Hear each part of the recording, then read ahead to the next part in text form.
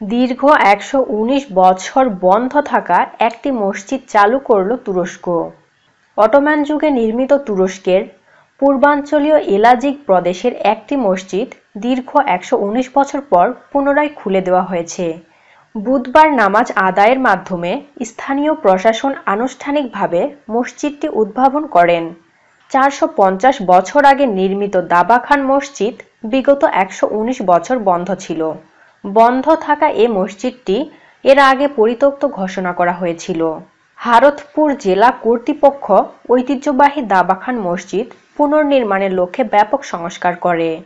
দীর্ঘ সময় পর চালু হওয়া মসজিদে নামাজ আদায় করে হারোতপুর জেলার মেয়র মুকাহিত ইয়ামলমাজ সাংবাদিকদের বলেন, তারা হারোতপুরের ৪ বছরের সভ্যতা ও সংস্কৃতির সঙ্গে যুক্ত হয়ে একটি ঐতিহাসিক দিনের সাক্ষী হয়ে থাকলেন। তিনি আরও বলেন, দাবা খান মসজিদটি ১১৯ বছর পর পুনরায় চালু হওয়ায় আমরা গর্বিত। সপ্তদশ শতকের অটোমান স্থাপত্যের নিদর্শন এ মসজিদটি হারোতপুর দুর্গের উত্তর পূর্বে অবস্থিত। বড় একটি একক গম্বুজ বিশিষ্ট ২৫ বর্গফুটের এই মসজিদটি ধারণা করা হয় কয়েক শতাব্দী আগে দাবাখানে মসজিদটি ঐতিহাসিক সিল্ক রোডের যাত্রীরা নামাজ আদায়ের জন্য ব্যবহার করতেন। ঐতিহাসিক হারোতপুর শহর প্যালিওলিথিক যুগে ফিরে যাওয়া প্রাচীন বসতিগুলোর আবাসস্থল। ২০১৮ সালে ইউনেস্কোর বিশ্ব ঐতিহ্যবাহী তালিকায় এ শহরকে অন্তর্ভুক্ত করা হয়।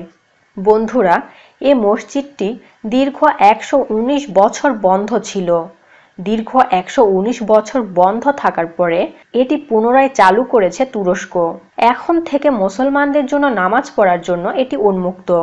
বন্ধুরা, এটি আমার কাছে খুবই ভালো লেগেছে। আপনার কাছে কেমন লেগেছে? অবশ্যই কমেন্ট বক্সে আপনার মতামত জানিয়ে দিন।